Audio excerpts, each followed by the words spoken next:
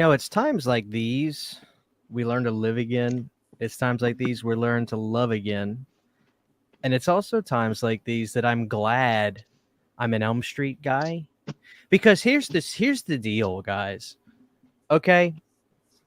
We don't fuck with each other like this. We really don't. Here's the beauty about the I guess you call us Fred heads. Is that what they call Elm Street guys? Is that what we call Fred heads, right?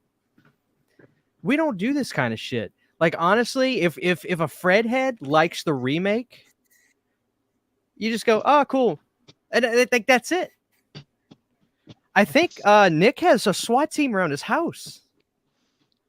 There's a SWAT team around Nick's house right now. He's got 24 hours No. security. No, it's not that bad. It's not that before bad. Before we get going, I want to give a shout out to Carter. Thank you for the $5 super chat. Halloween Ends was awesome. Got the Uneeda Scream Melts. Great weekend. Let's go. Yes, we do have the Scream Melts, guys. They're going fast. We got a few left of each. If you want those, go to uneedacandles.com. Uneedacandles.com. Before we get started, of course, Justin, welcome to the Uneeda Horror Podcast. Dude, this is your first episode, and I'm really sorry.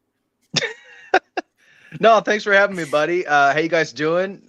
Nick, how you holding up, buddy?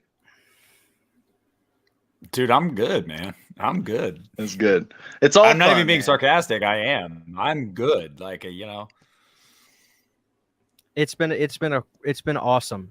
But Justin, look, I really wanted to bring you on because first of all, I've been meaning to get you on the podcast, but also I just thought it would be interesting to also have a really non-Halloween person's opinion on this movie. Yeah, because Nick's obviously the really big fan. I'm a fan, big fan of the franchise, but Nick's obviously like the fan. So we've got these three levels and three perspectives of this film, and I thought that would be really great to break down and get into it. But Justin, if you want to get us started tonight, tell us what you've been doing today, earlier throughout the day, in preparation for this, I guess, stream, or just in life, what you've been doing today. Well, in general, just work stuff and then coming home and doing homework for the pod. By homework, I mean watching multiple Halloween movies. And like for the first time, right? Like you were watching for the first time. Yeah. So up until really this week, I had only seen the first Halloween movie, Halloween 3, and the new ones, the new trilogy. And I've watched a lot of Halloween the past few days. So I've been cramming. I have a lot of thoughts, man. A lot of thoughts swirling around in my head about this franchise. What the fuck is this? What the fuck is this bullshit?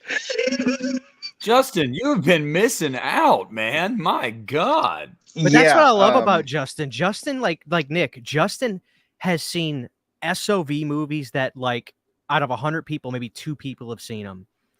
Yeah. He's seen the darkest depths of the horror genre, but he hasn't seen like the Halloween films. And I just thought that was so cool. I'm actually a little bummed out you watched them today. You're normal now. Yeah. I'm just saying, I'm envious of the fact that you got to, experience these movies for the first time again, because I'll never obviously have that again. 2, I don't blame you though with how toxic this fan base can be, that you were like, I'm good. Well, to be honest with you, it wasn't even that. I didn't avoid these movies like purposefully or anything like that. It's just kind of how I hate using this term, but my horror journey kind of evolved. When I was growing up watching a lot of the movies, I grew up, of course, on the 80s movies and the 90s movies. By the time I saw Halloween on the shelves, it was from the 70s and whatever. I just thought it was old. I mean, I'm a kid. You're seeing a movie from the 70s. It just didn't grab me. And I never watched any of the sequels. And then as I was going along and seeking out like disturbing movies or horror, like really shitty trash movies, the movies that were coming out, because as I was growing up, all of these new Halloween movies were coming out. And to be honest with you, they just didn't really look that great to me, I understand. But it's been extremely interesting watching these old movies for the first time while simultaneously watching this new trilogy happen. And I have so much to say about that, right, because I'm seeing these movies. I honestly, here's one thing that I wish. I wish that longtime Halloween fans or just anybody watching these new movies could, I know it's hard to do, somehow remove themselves from the decades and just kind of watch these newer movies for what they are. But sometimes that's just impossible to do when you have so much history with the franchise. But Nick, and you too, Christian, you guys are proof that you can balance both. You can like the old stuff and you can watch the new stuff. And quite frankly, I watched all three 2018 kills and ends all this week. I watched 4. I watched Resurrection and 4 today. And I guess in my opening statements, I will say these movies, the new ones and the old ones, to me share a ton of DNA. There is so much connective tissue to these, even with the large leaps that the newer movies take, that fans are freaking the fuck out about. I just don't get. Let's hold on. Time out. We got the whole show to do this. Obviously, yeah, I'm starting to rant. Your boy had some caffeine today. I love it. We're gonna talk about it. Obviously, keeping up with the chat is gonna be difficult. But if you give me money, I'm gonna pull up your comments and stuff, which I appreciate. Thank you very much, Taylor. He's calling me out. How would you feel if they did Freddy the same way and a random person pushed him down halfway through the movie and took his fucking glove? And they called Freddy old and weak and then proceeds to kill everyone in the film. I'll be honest with you, Taylor Johnson. Thank you for the $9.99 super chat. You want me to be honest with you? I would probably be fucking mad.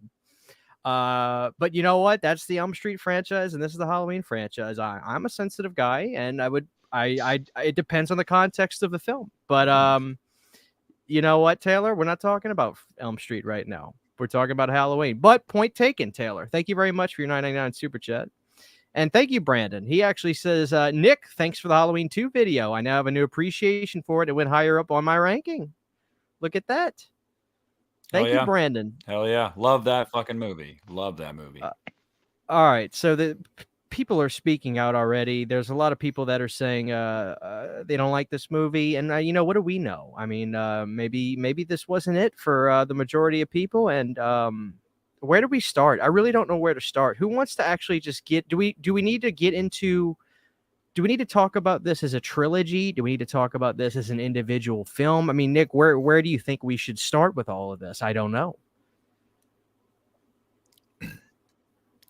I think we should talk about this as an individual film first off, and we can address the trilogy aspect after we kind of tackle this movie as a whole. But I think the jumping off point here is that they had warned us for like a year that this was going to be really, really different, and they had told us what to expect, and then the market was different. People are like, "Oh, I read," and then it's what I read. What the hell? The trailers lied to me. I don't know. Like people, they want to have it both ways. Like kills showed too much in the trailers, ends didn't show enough in the trailers. It's just kind of like I don't know. Like we knew in the plot synopsis, we knew from the leaks, Corey was a big deal, a pseudo angle, even though it doesn't play out that way. And so going into it, I think should have kind of expected that. Look, man, I mean, I am not going to tell anybody they're wrong for their opinion. You're entitled to it, man. We all have ours. And, film is subjective. Art is subjective, man. Some people enjoy it. Some people don't. As a fan that has been a fan for 20 years and considers the original Halloween my favorite movie of all time, let alone favorite horror movie of all time, I absolutely fucking loved this movie. I absolutely loved this movie. And some people are going to hear that and they're going to go, how can you say that, though, if the original is your favorite movie? This shits on this and shits on that and all this lore and blah, blah, blah. Nah, I really don't think so. And even if that were the case, we're 13 movies in, man. Get weird. Jesus Christ, get weird. Do something new. Like I did not want to see the same thing over and over again. And Christian, we went into this many times on the podcast, and the came at me and Christian came at me. I want to ask a lot of you in the chat right now, coming at me 2 months ago about being pessimistic for ends. How are you feeling now? Because I'm sure a lot of you are feeling like, oh, that fucking sucked. And meanwhile, me, the guy that was pessimistic, didn't lie to myself or to you guys. I sat in the theater when the credits came up, and I turned to my brother. I said, love that. Like, and it's just being as authentic as possible. So that's kind of my opening argument here. I don't really have too much to say about the movie in terms of like, well, I guess I could tell you what I like about it, what I don't like about it. My biggest problem with the film, and I don't know how Justin feels about this. I've talked to Nick about this. My biggest problem with the film, and the reason I'm going to stay at where I'm at 3.5 stars, and it could change down the road. I don't felt like they committed enough. I feel the whole Michael thing at the end was a backpedal for me. If you're going to make Corey the killer, when he went in that cave, he should have killed that geriatric son of a bitch. He should have cut his throat, slit his wrists, and he became the evil. Because I listened to an interview with Jamie Lee Curtis, and that's what she basically was saying what the movie was about, evil.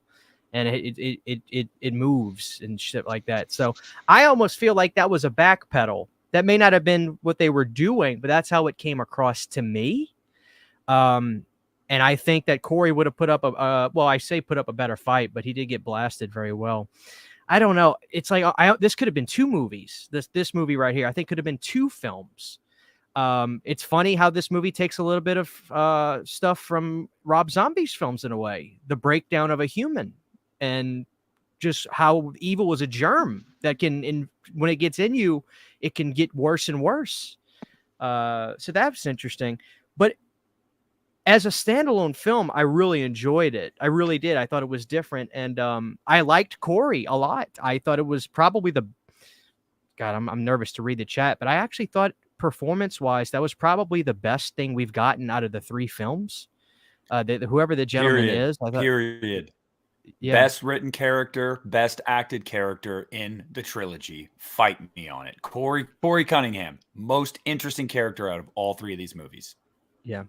Now, I don't want to try to speak for the fans that do not like this film, but I do want to give my thought on what I think could be part of the issues with the reason some people don't like this film. I'm going to try, and I'll look at the chat and see what they think. I think as a trilogy, this is an absolute disaster. I don't think there's any good storytelling here at all. There are questions that we don't get any answers to. Everything seems so separated, and each film, like, I was thinking about this morning. What if they'd have done this whole thing backwards? Hear me out, okay?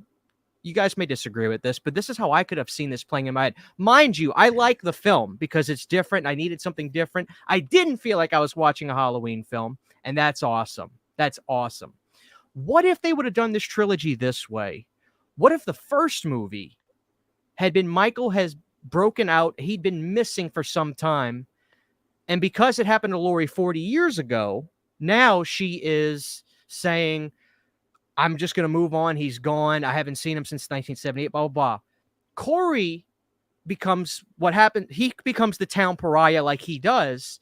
And throughout the movie, we see Corey find Michael. But in the end, Corey ends up getting killed and Michael gets his power back. Then Halloween Kills happens. The Strodes go through hell. And then in the third movie, now Laurie is mentally distraught, shooting guns in her backyard, having fences around her house, having a booby trap in her basement. And the end of the movie, of the trilogy, is Michael burning in a trapped basement. To me, that could have been a story that some of the people that really hate this movie could have digested better. They would have hated the first movie probably still with the Corey thing because he's the star of the film. But I think as a package, they would have been like, oh, okay, I see where we're going. And it culminates to Michael being the forefront of the second 2 movies. And I was talking to a buddy about this. If Mustafa Akkad was alive, 0 fucking chance. Less than 0 chance they're throwing Michael into a compactor. He would have shut the movie down. Because of that, though, Malik said, fuck it. This hasn't been done. Let's fucking do it. So points and fist bump because Malik has taken risks with this franchise, and I will always give him credit for that. If it wasn't for Malik, we wouldn't have Rob Zombie's Halloween 2. Plain and simple. He pushed him to make it. Do your thing. So I'm wondering if the fans would have had the series be opposite of what it was, would they have digested it better?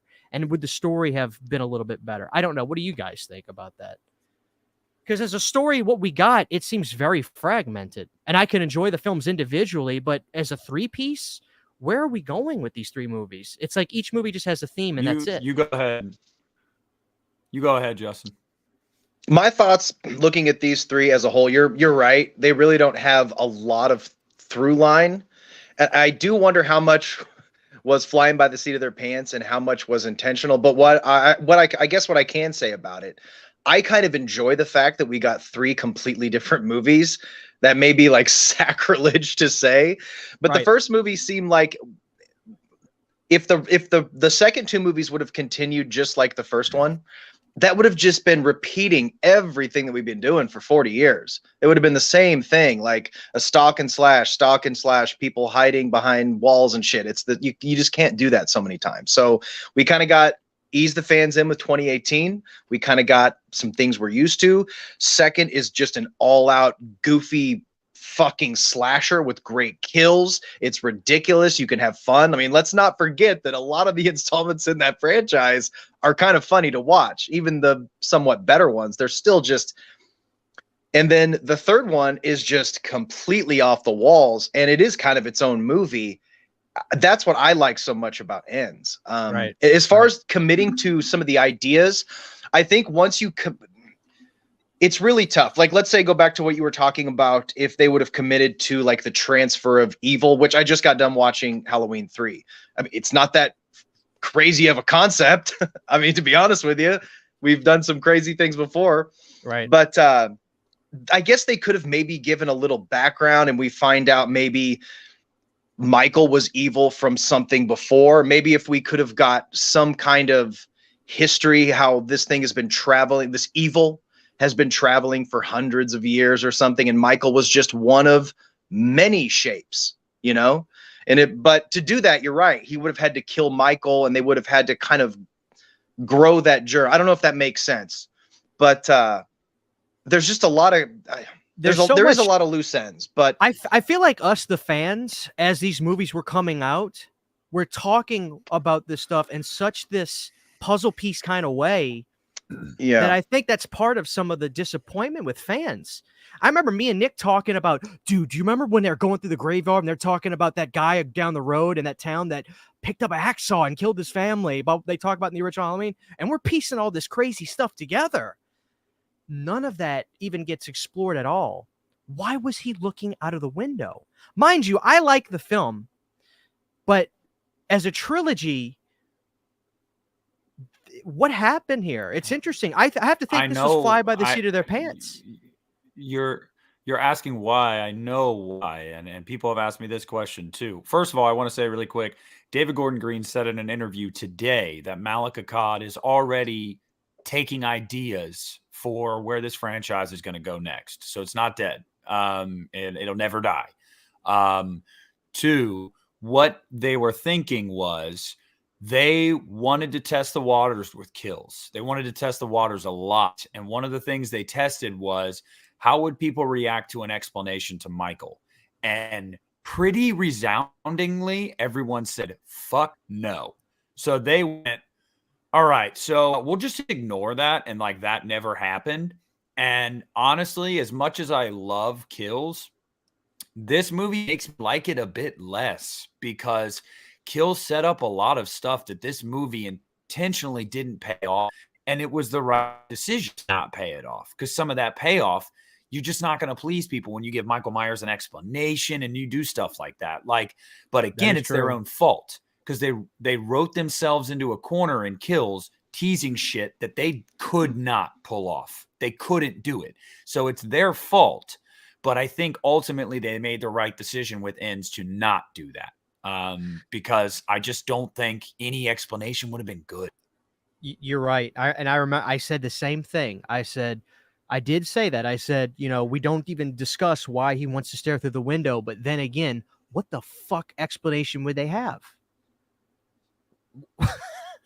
What are they going to say, Justin? I don't know. He likes the view. Well, I mean, what? As I was listening to that, I was thinking, Nick, you mentioned you don't know. You set up something that they couldn't pay off. I'm thinking at the end of the movie, like, I guess the logical thing would have just been to have him come back and have just another showdown with Have the another final Halloween death of Kills. Michael. It's just that would have been, to me, that would have been so safe to just say, okay, obviously Michael's back. He kills the mob. And then we go to the third movie and we pick up and Michael's still doing his thing. And of course you just, in your mind, you know how the movie's going to end. Okay. Jamie, I don't disagree Laurie's with you. going to, you know what I mean? I'm telling you, it would have been the predictable. fan base as a whole, and I have seen the rabid Is that what everybody nature wanted? of this fan base. Dude, I literally had people reach out to me and say, quote, like verbatim, I wanted the same thing again. I wanted it to just be a Laurie and Michael showdown again. And I'm like, why, like, dude? Man. We've seen that so many times. Like, oh, here we go again. 2 60-year-olds fighting in a fucking kitchen. If that's the whole goddamn movie, I don't want it. 100,000% agree. I'm with y'all there too. But that's you know easier what? for me to say as somebody who hasn't watched, been a huge fan. But I'm right there with you guys. But guess what? I think we're in the minority on that. I just think that Michael Myers is red, white, and blue, and that's what they want. And I can't. But if you're comparing it to the older movies, it's always been like that. They've always thrown these weird turns to me, I don't know. I just can't wrap my mind around it. I really can't. This is the interesting thing because people are saying, I've seen this, like people have said, hey, look, Halloween 3, and I think I even saw Lee say this, like, hey, it took Halloween 3 a while for people to come around to. I don't think this is the same thing, though. It's one thing when you don't have the character in the film, but this takes the character and kind of makes them shown in a really bad light for the hardcore fans. I didn't care. But I just realized that I said Halloween 3 before. I was meaning no, Halloween 4. I meant Halloween 4. I think I said Halloween 3 earlier. Hardcore fan. What were you saying? I'm sorry. Oh, Nick? I was just realizing that I think I referenced that, like. Go ahead, Nick. Go ahead, Nick. Well, who is he talking to? Me or you? Oh. No, okay, I heard you say something about being a hardcore fan, and I wanted to hear what you were saying. Well, you said that the hardcore fans don't like the way they portrayed Michael, and some don't, sure, but not all of us. I mean, don't put us, some people on the internet have put us all in a basket, just like the crazies that are telling people to kill themselves over this. Hardcore fan here was totally fine with how they handled Michael. You want to know why? Because when they came back in 2018, he said, we're going to make Michael human again. We're going to strip him down to basics. He's not going to be this supernatural fucking Terminator. And then in Kills, they were like, well, maybe he is kind of the Terminator. And then they were like, well, we have to end it. So he's not the Terminator. So really, they kind of did this to themselves. But when they pitched this idea for a new, a reboot, a trilogy, sequel, whatever the fuck, they wanted to make him human again. So I think that at the end of the day, a 60-some-odd-year-old man that just literally got the shit kicked out of him that any person would have died from this movie is pretty damn weak. Yeah, makes to me. I mean, I didn't have a problem with it. Like, if you want to make him human, the issue goes back. As much as I enjoy that movie fucked this all up. Just did. It just simply did. They said, no, he's not human. Came back and said, oh, he's human again. Like, without kills in the middle there, some of this stuff would have been a lot easier for people to take. It just would have.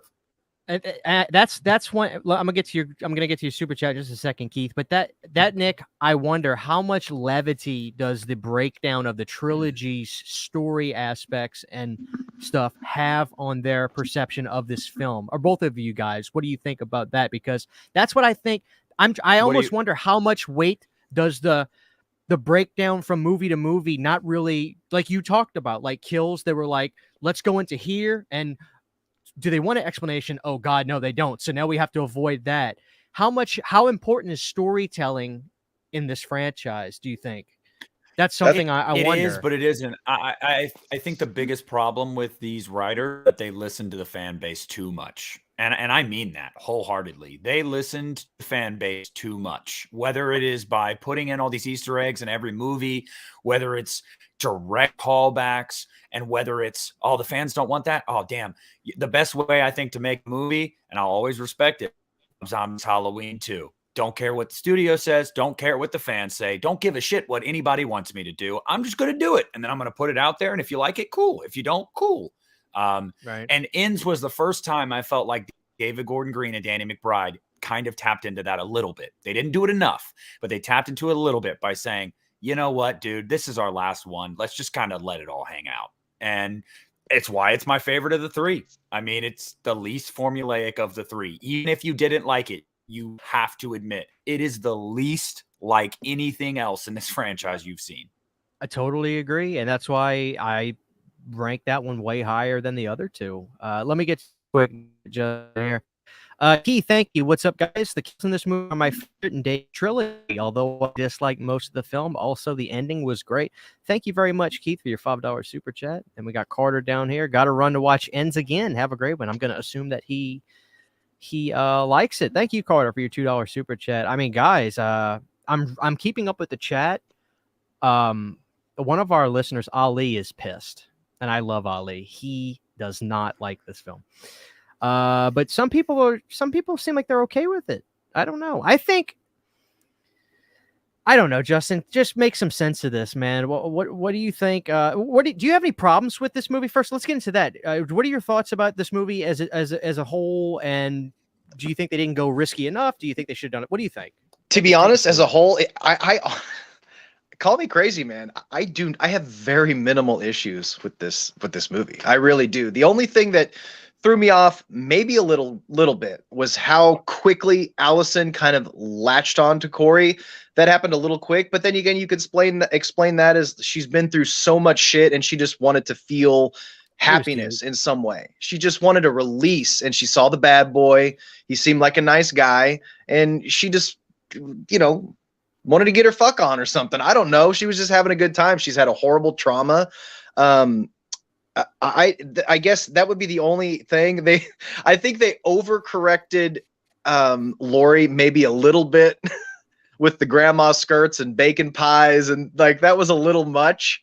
And then, going from like Sarah Connor to Betty Crocker in the course of a couple of years, but everybody's just trying to make their best of the situation. But as far as the whole conclusion, and I misspoke earlier when I talked about, I didn't mean to say Halloween 3. At the end of Halloween 4, Christian, which you insisted that I watch today, and I'm glad I saw it. Great film. How is the end of that movie? I don't know how the general fan base feels about 4. But that's just Justin. Hold on, you're going into something that I don't mean to interrupt you. I told Christian, I said I'm going to go into the. I'm going to let you finish. I'm going to let you finish. But Justin's about to give a great point that a lot of fans are not going to be able to retort. So many of them wanted Jamie Lloyd to be Michael Myers after Halloween 4, but as soon as Halloween Ends comes around. No, fuck no. The evil can't transfer to anyone. That's fucking bullshit. Yeah. I'm just saying hypocrisy at its finest. That just baffled me. I'm watching this. Well, first of all, I watched Resurrection first. That's a whole nother story for another time. But immediately after that, I watched 4. And this is coming off this clusterfuck of Ends and what they did with that movie. And coming off of 4, I was just like, what? I don't understand what the fan, like, they've done this before. And that's why I said when I was talking about the shared DNA from this new trilogy to the old movies, I feel like Danny McBride, David Gordon Green did their best to kind of pluck what they thought, and maybe that goes back to fan service. They plucked so many things from all of the other movies and combined them all into this trilogy. And I loved it, in my opinion, as I watch all of these older movies. I think with Kills 2018 Ends, we have the most vicious, ferocious, imposing Michael that I've ever seen. I don't know if that's a wild card statement. He's badass. I mean, I was watching at the end of 4, like he's getting shot at the end. He's got shoulder pads and he just looks I thought he looked kind of silly in that movie. Hey, don't you ever disrespect the great George P. Wilbur. I fucking love George. And dude, that's the football defensive tackle Michael Myers, dude. I wasn't feeling it a whole lot, but that's the defensive tackle Michael with the shoulder pads. Before he kills people, he's got that hand ready to go. You know what I'm talking? It was just there's so much ridiculousness. Him hanging and like at the beginning of there's so much silliness, I guess is my point. And the things that they did in Ends. It's late 80s, you know. Yeah, but Nick, I totally understand your frustration and confusion with that because looking at if you just break it down to just talking about 4 and Ends, what's so crazy about what they did with Ends? I just don't understand it. Not only was it a cool story, I thought it was awesome. It's the story flows like within the movie itself. The movie has the best like 3-act structure that follows like I felt suspense in that movie. I loved it. I gave it a glowing review. And to be honest with you, I am seeing what's up? I was just going to say I'm seeing a lot of positive things. In the third act. I think a lot of people like Ends that just don't want to admit it. I like under my video with my review, there seems to be plenty of people who like this movie. I think just the negative seems to be like maybe the most vocal or the most vicious. So that's the stuff that catches fire. But I don't know what a weird between this and Hellraiser. These fans just need to chill out, man. This is why I love being a Freddy fan because the whole movie, dude, there's no fucking rules on Elm Street. What are we going to get mad about? We ain't got nothing to fight over. There's no fucking rules in this franchise. There's no rules in Halloween either.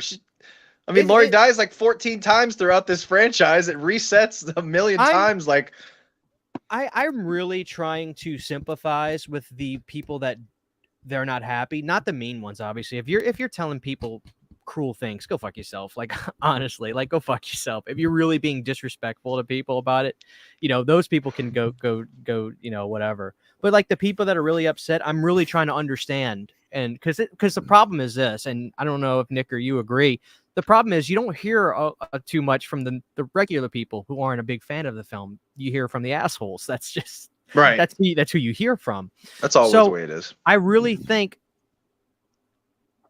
in a different structure with the Corey story, this could have been better received for them. But I love the fact that they finally just said, fuck it.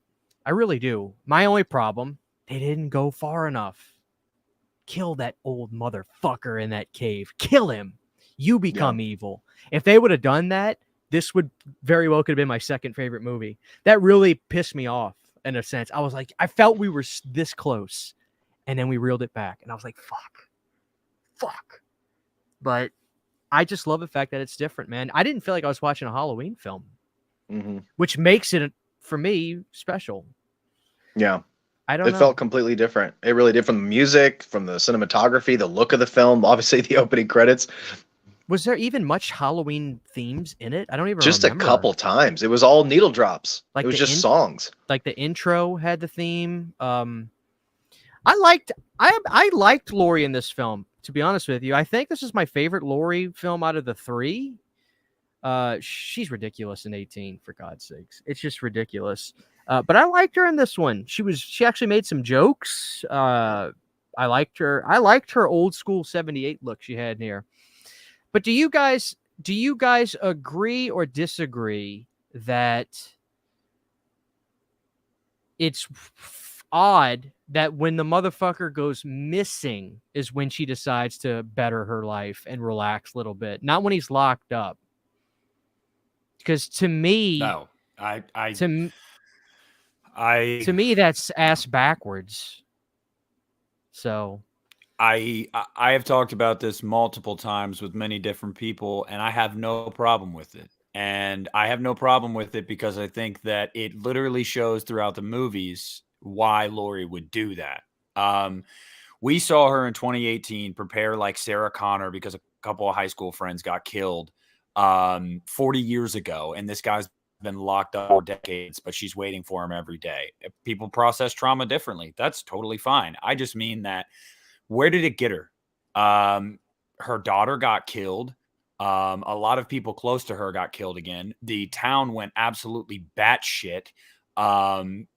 It didn't go well. Nothing happened. Her granddaughter almost died and was put in danger because of her obsession with Michael Myers. Like, her obsession with Michael Myers is the reason why Haddonfield is wrong in saying that it's her fault this happened. It's not her fault this happened, but it is partially, she is partially to blame for her friends and her family dying and being put in harm's way because she was obsessed with tracking this motherfucker, taking him out herself. So I feel like after the events of 18 and Kills, it makes complete logical sense for Laurie to go, I have got to try to be somewhat normal because being this batshit insane has nothing good has come of this. Like, literally nothing. You can make no argument that anything good came from her being prepared. She lost. And in the process of doing that, she lost her daughter and she lost the fucking town of Haddonfield. No, I completely agree with her turn in this movie. Completely agree, because it's like, where else are you going to go, Laurie? What you've been doing for 44 years ain't fucking working. So you might as well try to get shit together, like, mildly, and keep your granddaughter safe because she's literally all you have left. Completely agreed with it. But in the end, she was right. I mean, she was right. And it's symbolic too, about Justin, him coming back, her being prepared. She couldn't take down Michael Myers until she had her own shit together. It's symbolic in that way. Every time before this that she tried to take him down, she didn't have her own shit together. She was finally able to stop him when she had control of herself, even just fucking mildly. Like, yeah. I hear you, Nick. And I still can't get there myself. I think if he's locked up, I can sleep a little better. But if he's missing, I'm freaking the fuck out every night, and I'm building fences. I hear what you're saying. But that's what I'm saying. She was freaking out and building fences when he was locked up. Exactly. It already, you can't go any crazier than that. I don't know. But I'm saying, to me, I disagree with that in 18. I'm saying, to me, that's ass backwards. I hear what you're saying. I just don't think we're going to agree on that. And that's cool. But to me, that's fine. To me, that's just ass backwards. Yeah. If he's locked up, he's fucking locked up. Okay. But if he's missing, Justin, you're telling me you're going to go to sleep? That's when you go Sarah Connor mode. I see what you're saying now. That's why I'm. I mean, that's one did really well that I think also makes this more believable is that scene in the hospital with Hawkins where you can literally see it on Jamie Lee's face when he's describing to her, this has never been about you. He does not give a fuck about you. He didn't come back to kill you. He's never been after you. So you preparing your whole life for this has meant nothing, because if the doctor didn't take him to your house, you probably have never seen the motherfucker again. Because guess what, Laurie? To him, you're nothing. Nothing. So yeah, he's out on the loose. He's out on the loose, absolutely, positively. But guess what? He doesn't give a shit about Laurie. She knows. Also, like you're right about that. I'll give you credit for that, Nick. Which also would have been cool if Laurie would have died in maybe the second movie, and then the third movie could have been a whole thing with the daughter. God, you could have gone in a number of different places from that too. Let me get to this real quick. John Kyle, thank you for the $20. He says, I find it odd that CHH and Nick don't address how Demolition Man compares to the John Claude Van Damme movie that the fat uncle was watching in the junkyard. Yeah, they were watching Hard Target. Did you notice that, guy? I know Nick did. Justin, you noticed they were watching. Yeah, I saw that mullet. How fucking good is Hard Target? I wish they would have showed the scene where he bites the rattlesnake. Yeah. I guess, Nick, this is what I'm saying. What you're saying, it's not something that I don't disagree with your process of it, because it makes sense to me. I just don't like how they did it with 18. To me, she should have been moving on with life. This should have been the first movie in the trilogy. This should have been the first movie in the trilogy. Point blank. Yeah, that's exactly what I'm saying. This way. That's exactly what I was saying earlier. Yeah. But guess what? We didn't get that. We still got a different movie, which I'm happy about. I'm happy. I've got problems with it, but for the most part, I'm just happy. That's how I'm choosing to look at it, Christian. That's how I'm choosing to look at it, is that I wanted to be the way they rebooted it. But guess what? It happened to be the third one, but we still got that. So with it. I'm cool with it. Is the timeline a little wonky because of the previous two? Sure. But we still got this movie, and I like this movie. So I'm cool with that. I am cool with, and I don't find myself I don't think I'm going to go back a lot and go, I got to watch 18 kills and ends back to back to back. No, I'll probably watch ends a lot by itself. I'll tell you right off the bat, Kills might be the one I watch the most though, because it's fucking just hysterical. I can say this, guys, there is something I do enjoy the most about from each one. In my opinion, the score for 18 is still my favorite. Kills is hysterical and over the top, but Ends is when I want something different. And that's a blessing. For me, it's just a blessing that we got this film, which is very controversial to say. Dude, it's like, I don't know. Oh, and of course, I love the Halloween 3 font in the beginning. Somebody spoiled that on Twitter already. I was like, God damn it. I would have loved to have noticed that, like, on my own in the movies. Where was the Silver Shamrock kids? They were not in this movie. They didn't have the Silver Shamrock kids. What the fuck? Why did they not put the kids in? They died. But some other kids could have bought them. Some other kids could have bought them. Take the mask. They didn't have them in there, but I don't know. I mean, where else are we at? Where else are we at with this movie? Where do you guys? I know Nick has it like his 4th favorite one now. Justin, where is this with your Halloween ranking at this Ends? moment? Yeah, it's up there, man. No shit. I'm gonna be honest. It's easily my favorite out of the trilogy, and it's up there, man. I don't know if I can't give it a full-on ranking yet, but one more thing I will say about Ends, just to comment on just one small thing. Take your time. When people wanted a certain conclusion, at the end of the day, Halloween Ends ended like everybody wanted it to end. A battle, Laurie lives happily ever after, and Michael's dead. That's ultimately what it was all leading to anyway. It was a little wonky to get there.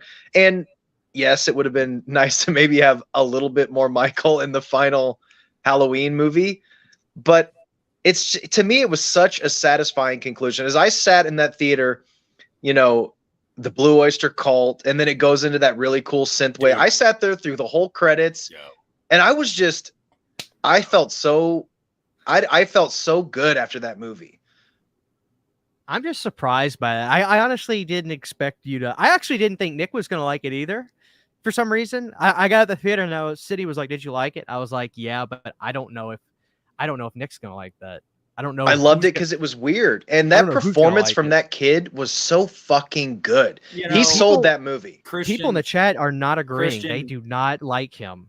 They do not like Corey. Go ahead, Nick. You should know me. You should know me better than that, man. I mean, I love Rob Zombie's Halloween 2 and Halloween 5. I like weird. I like weird. I like Friday 5. I like weird. Like, yeah, I know, but you were nervous. You were nervous. I was, but what did I say? Well, I kept, one of the biggest reasons I was nervous was like but I did always say about the Corey thing. I was nervous about Corey, but I said it's all in the execution. It can work if it's done right, and I felt like it was for the most part. Not to say there weren't minor gripes. Believe it or not, guys, in my stream last night, I mentioned gripes I had with the movie. I do have gripes with it, but it was all in the execution at the end of the day, and I thought they did well with that, first of all. And second of all, it wasn't the same thing as I always got. And that's why I love Rob Zombie's Halloween 2, and I love Halloween 5, because some of these movies swing for the fucking fences, dude. And it's like, I feel like this movie made more contact with the ball than not. So I was... Yeah, and Justin, like you said with Blue Oyster Cult, dude, I'm not even kidding you. When they're recreating the ending of the original Halloween, showing like places Michael has been inside the house, like shot for shot, and then the mask on the table, and as soon as I hear dun, dun, dun, dun, I literally like welled up. My eyes welled up, and I smiled from like ear to ear, and I turned to my brother, and like you could tell he knew that did something to me. And I was like, dude, I fucking love that. Like, I love, you could have just gone the route of Halloween theme over the end credits, like every movie does. Nah, man, nah. They were like, we're going to hit you guys in the feels. Even if a lot of you hardcore fans are mad right now, we're going to hit you right in the fucking heart. And I dug the shit out of that. Me too. Damn it, boy. I don't know where we go from here. Justin, do you want to kind of recap us on the Halloween films you're watching today, and we can comment on that, and then we'll talk more about Ends? I mean, unless you guys, I think you guys did a whole episode on Resurrection, didn't you? We did. Yeah, that's what I watched today, and that movie confused me at every turn. And like you said, watching that movie, just sitting there by yourself watching Resurrection is just fucking ridiculous. And it was. I had a hard. I got to be honest. I had a hard time with that one.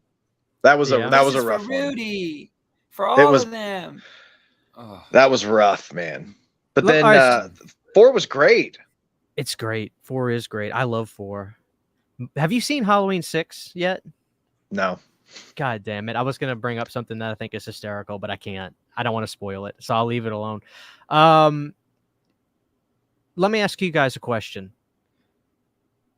Is this film going to bump up the Rob Zombie entries for those that hated this movie, do you think? Do you think they hate it that much? In the sense of like a hate fuck. In the sense of like a hate fuck, you know, like when you like burn someone and then like, you know, months down the road, want to like do this, even though we like hate each other.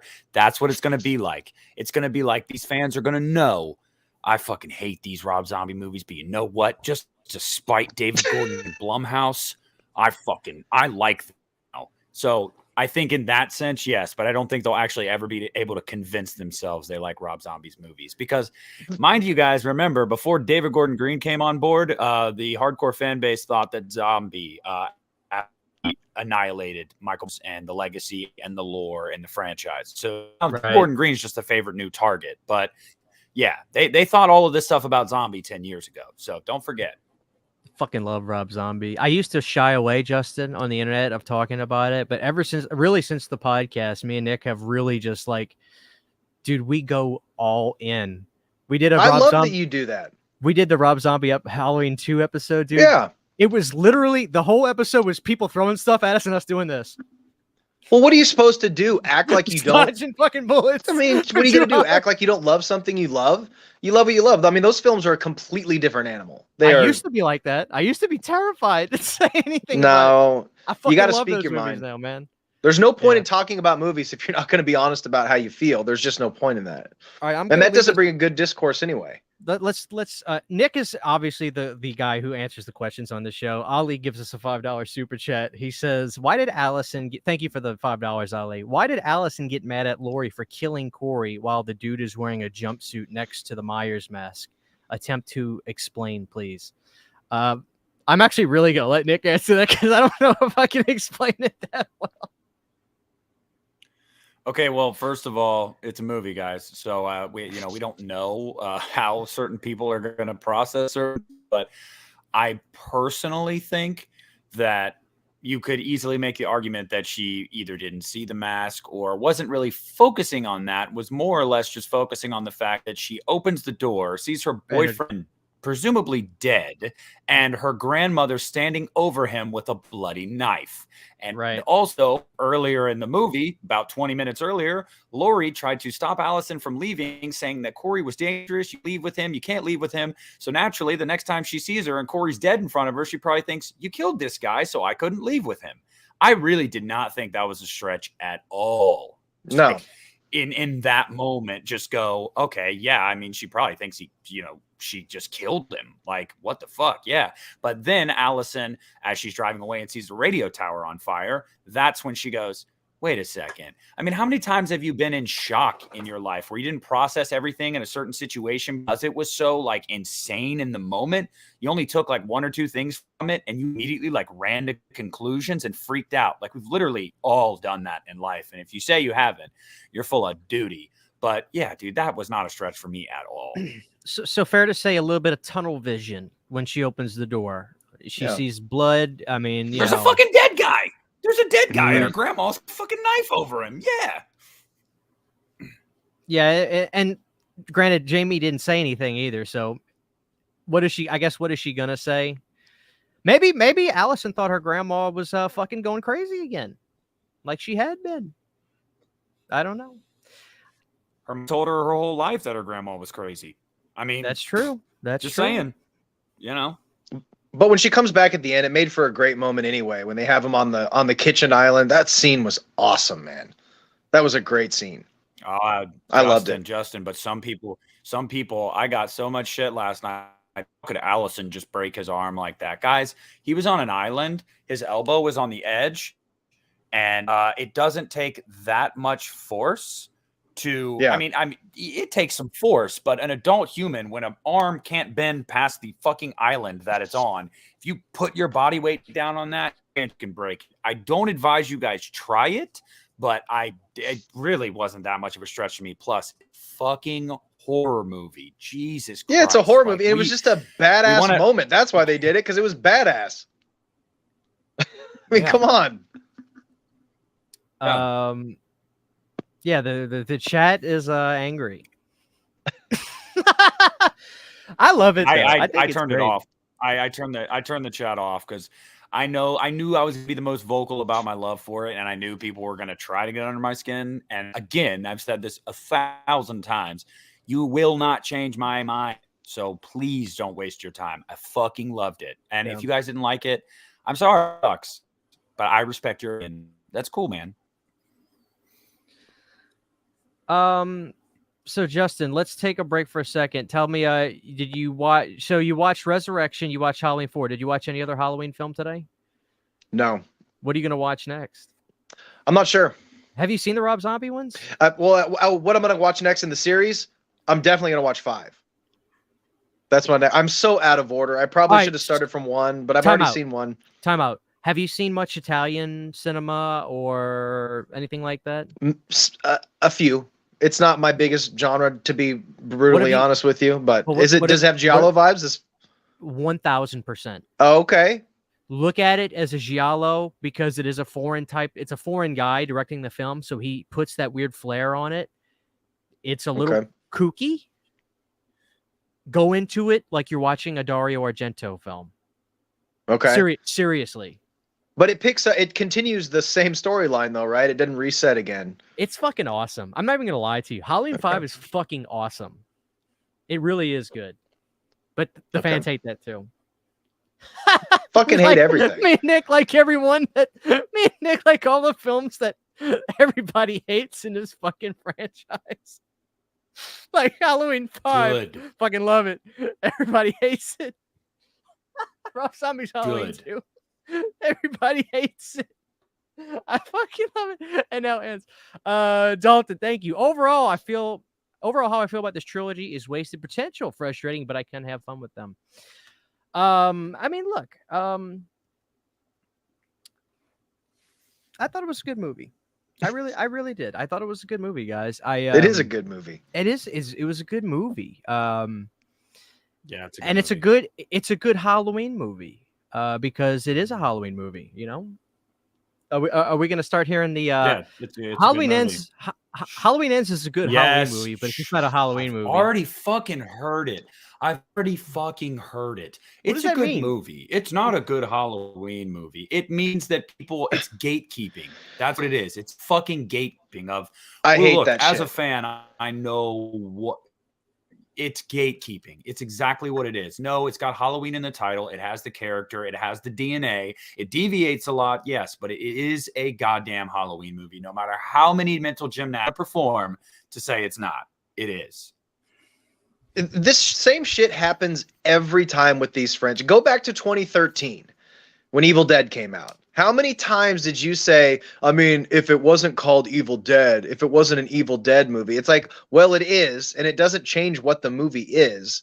That argument is so tired. I am so tired of that argument. If you're going to say it's a good movie only on these circumstances, then you don't think it's a good movie. Just say it's not a good movie. Don't say you could like it if, you know what I mean? That's such a dumb argument. Yeah. What about this, guys? Like, Nick, let me ask you this. It was interesting that Piz likes this movie. I think me and him were pretty close in our like for it, which is cool. I'm glad that Piz liked it because I thought I was the first thing I thought of was like, I think Piz will actually enjoy this one. It's different, you know, blah, blah. What the fuck do you think Sean Clark thinks about this movie? Do you know? I have an answer. Go. I literally can't wait to hear what Sean Clark thinks about it. Y'all ready for this? The king of Halloween, Sean Clark. He did not need to prove his Halloween cred to anyone. It's well documented. He was at a con today, And one of our listeners and a patron of mine, Sammy, I believe he's a patron of yours as well. He asked Sean straight up what he thought of it. And Sean said he really liked it. That's what he told Sammy. And Sammy reached out to me to say that Sean said he really liked Halloween Ends. No shit. You want to know why? You want to know why I think Sean liked it? Because Sean was a lot like what we were, Christian, over these last few years.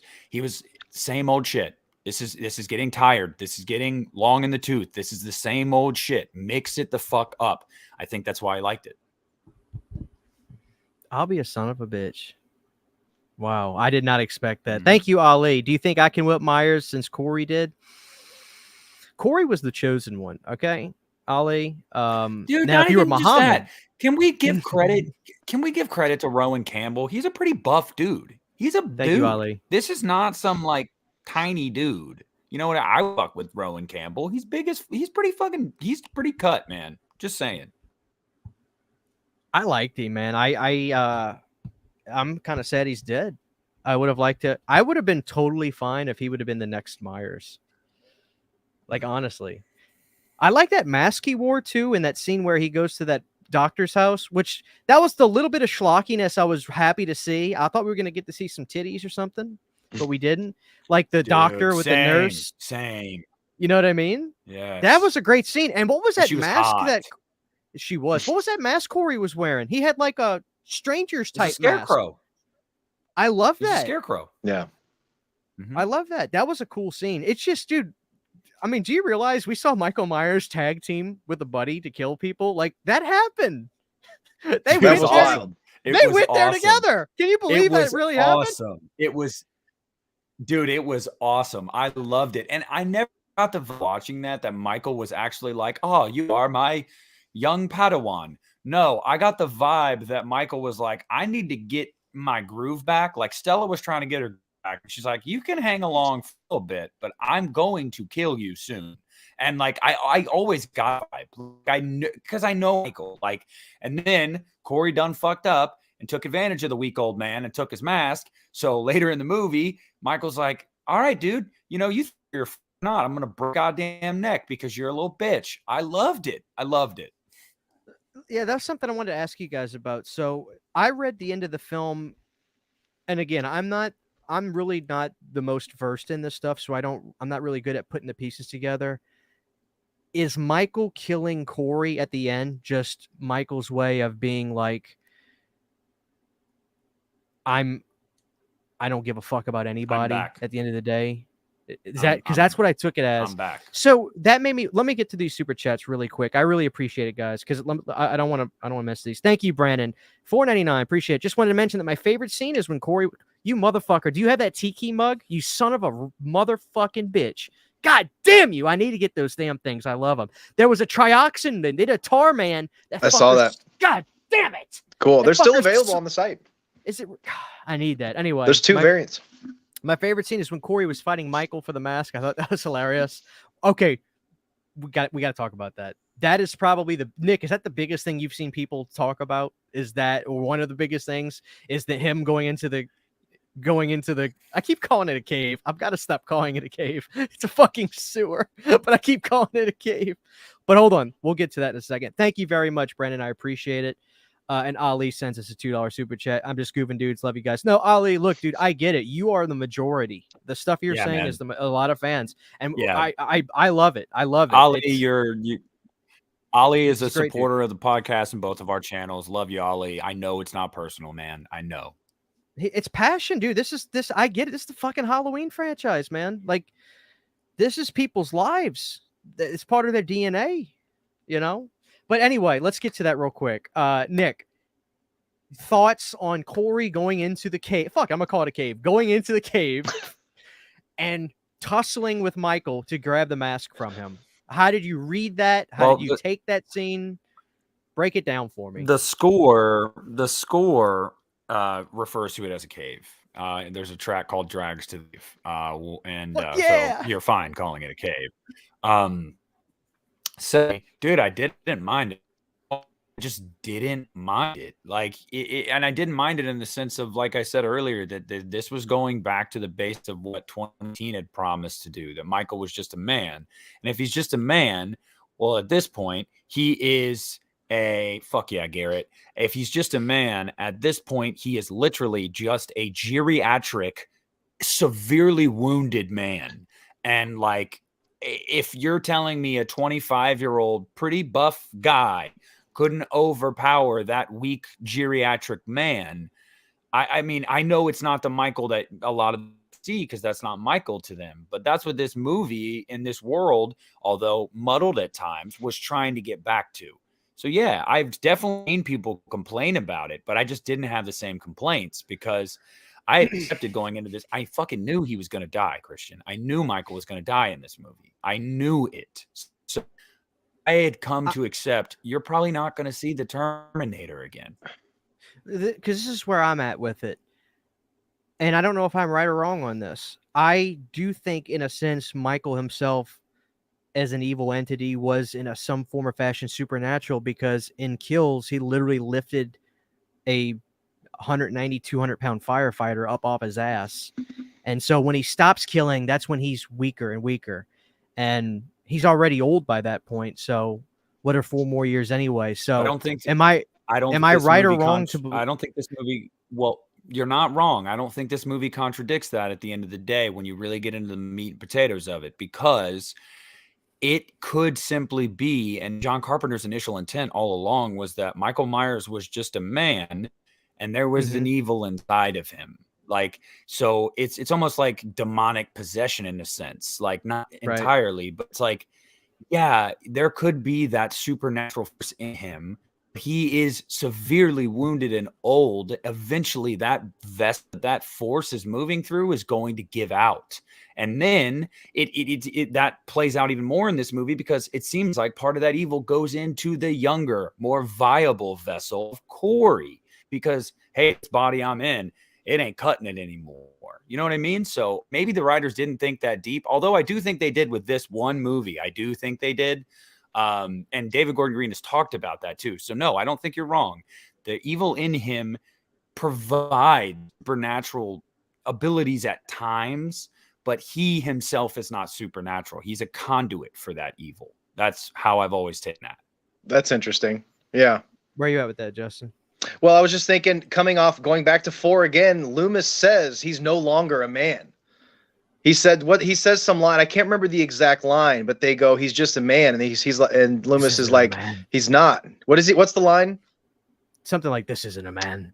Yeah. And Laurie says in 2018, or maybe it was because I can't remember, that he transcends. So they toy with the idea that maybe he's, like you said, maybe he's a conduit and maybe not some type of supernatural demon, but there is something there. I mean, there is something supernatural about that's, at least that's my interpretation. That's why I also have a question for you guys. When he comes in, we're just going to call it the cave.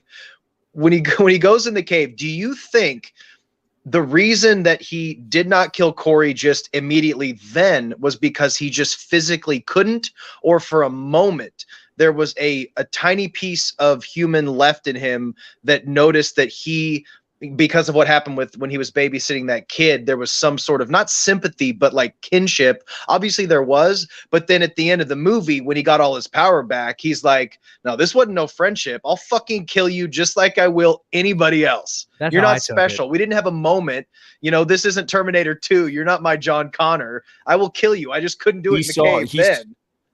I think, I think he was weak. Saw him weak before he got in there, because he struggled with the cop at first too. And Corey's like, get up, like he's egging him on. But that was fucking awesome. I think that, I know, and I think that he saw Corey as a means to an end. I do think he saw him as a means to an end. You can help me. You can help me bring people here. You won't tell people where I am. Clearly, you're interested in me. I see something in myself. He saw that rage inside. He ever intended Corey. Yes, I think he intended Corey to be a victim of his once he got strong enough. Personally, yeah. This is the only way this is the way I'm going to make sense of it. Michael really is the devil still in these films to me, not Corey. Michael was the devil, because he got his ass whooped in Halloween Kills. He lifted a man off of his ass with a stick or a rod. I mean, lifted him up. That's the devil. But when he stops killing, he's weak. So he didn't kill Corey because he choked him, but he couldn't. He was like, he's barely alive. It's like killing is food for him. That's the way I take it. So as they brought the jackass down there to kill the guy that wanted to date Allison, and they kill that jackass, you notice it takes him a little bit to kill him. And so he gets stronger and stronger. Then he goes and kills a broad in the doctor's I was going to house. say, Christian and Justin, in that moment, did you get the same feeling that happened? Because when Michael stabbed him and you saw tremors go through his body, I was like, oh, fuck yeah. Like, did something to me when I saw that. It was like, my guy is waking up. Like, he got the first stab, and it was like, oh, shit. It was like he just fucking, like, took a shot of whiskey, and he's like, oh, damn. Like, I loved that shit. There were so many amazing moments like that made me feel like just those, I just call them the what the fuck moments, from the opening scene to the cave scene to like some of the bully scenes to the big set piece with the doctor to the kitchen scene. Like there's so much amazingness. And I think although you didn't see a lot of Michael, I felt like this is the first movie in the entire franchise. Forgive me if I'm wrong. Take what I say with a grain of salt, because people are like, this motherfucker hadn't even seen all the movies. What the fuck does he know? But they gave him Michael his own little arc in this movie. You know what it kind of reminded me of was Lestat in Interview with the Vampire. Remember after he gets thrown in the swamp? And he comes back and he's like, you've been a naughty little girl. And he's rotted and weak, feeding off the rats and things like that. It was just like that with Michael until he gets his power back. And then it's the Michael we all know. And it was just, I just got goosebumps like 10 times during that movie. There was just so many amazing scenes. And Michael's arc, what we've been discussing here, what was extremely interesting to me. That scene when he went in that cave, and he didn't just kill Corey right off. And they had that moment in the flashbacks. That's when I was like, what is this movie? Like at that moment, I had no idea what was going to happen from one moment to the next. And that is how you want to feel when you watch a horror movie. That is why you watch a horror movie. What I equated it to. I made a tweet about it, which is kind of like blown up, and I love it. It was the picture of Michael's face in the cave strangling Corey, and I said it was at this moment that game recognized game, and it was fucking like that is so. It is though. It's like in that moment he was like, "Hey, bro, I fuck with you," and it was just like I loved it. I loved it. Yeah, it was incredible. It was just. I'm honestly, I know I'm getting goosebumps just thinking about these scenes right now. Yeah. You know? It just makes me sad that this movie makes me sad. Fuck yeah, it did. Now I'm kind of sad that they killed Michael because man, he could have just been getting started, you know?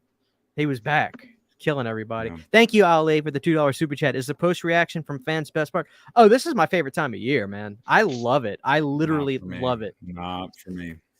I just ignore it. I mean, we've had some horrible comments tonight, but I just ignore them. Some of them are really mean. I turned the chat off. I'm not seeing that shit. Look, here's the thing. Let me say this. I can't even see it. Okay, so I talked about, for my explanation, Michael's the devil. That's how I'm going with it. He's truly the devil, and that's how he's able to get strength again. And I get called out. Somebody said he was locked up for 40 years without killing anyone. Then in 2018, he fucks her up, no problem. Look, at a certain point, my theory is going out the window because they're movies. You're totally right. I mean, this is just movies. I'm trying to. This is what I'm going with. Okay, so cut me some slack here. You know, I mean, what the fuck? How did he? You know, what made him crazy in the first movie? You know, so at a certain point, you got to draw. I get it. I'm just trying, and we're nitpicking a lot of stuff. But one thing I'm very upset about, I did not get enough Kyle Richards in this movie. I loved seeing her in this movie. I wanted more. Kyle. I would have loved to see her fight Michael or something, or fight Corey or something, but at least she was in it, I guess. You know, she was beautiful. She looks sexy throughout the whole movie, man. She was.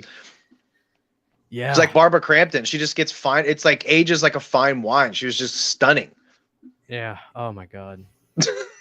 I gotta Google something because I had a question, and this is like totally, a dude thing.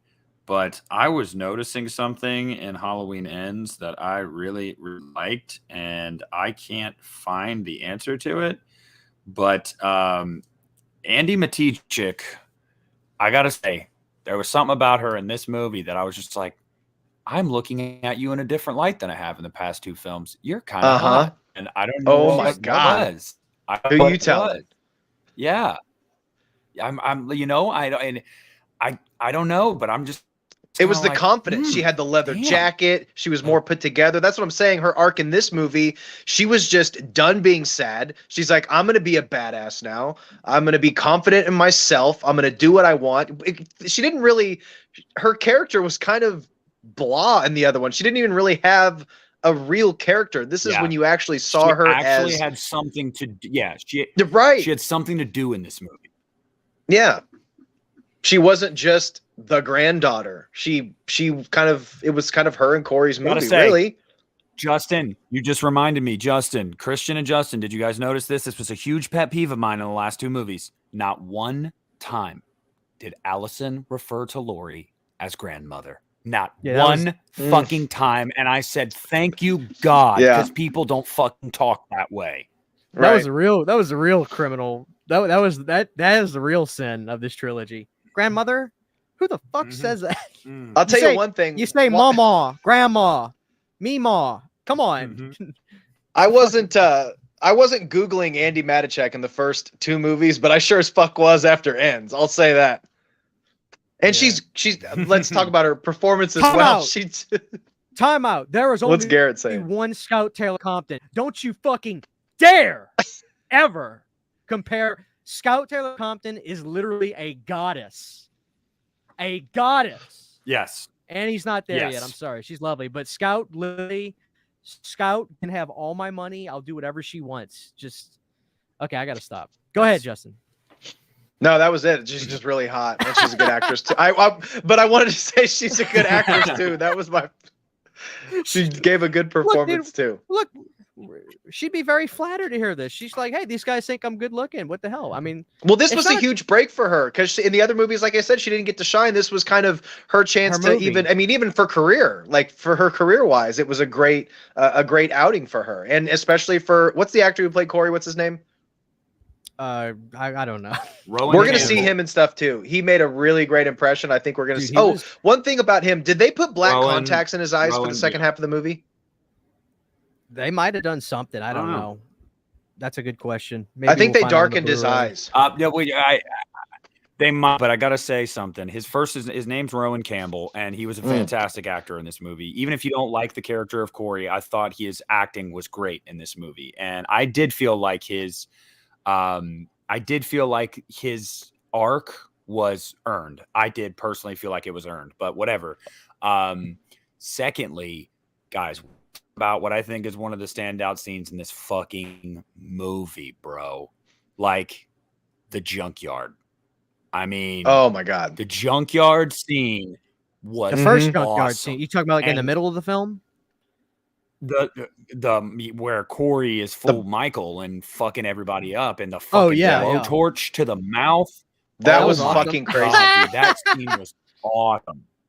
That was great.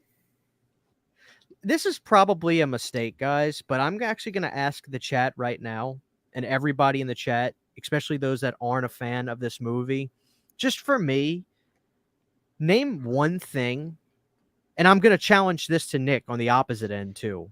But if he says no, then I don't ever question Nick. If Nick tells me he loves something, I don't question him. I'm going to believe Nick. What's Nick going to do? Lie to me or the audience about it?